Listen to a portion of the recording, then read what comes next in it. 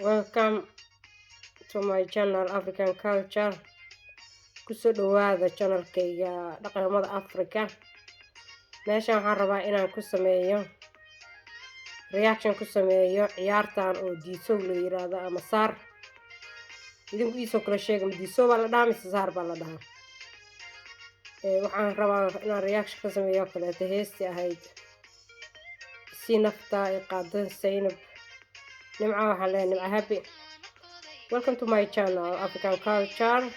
This dance is Somali dance called Sar. And you're listening the song called Isi Nafta by Nimca Happy. Please touch the bell and like. Thank you.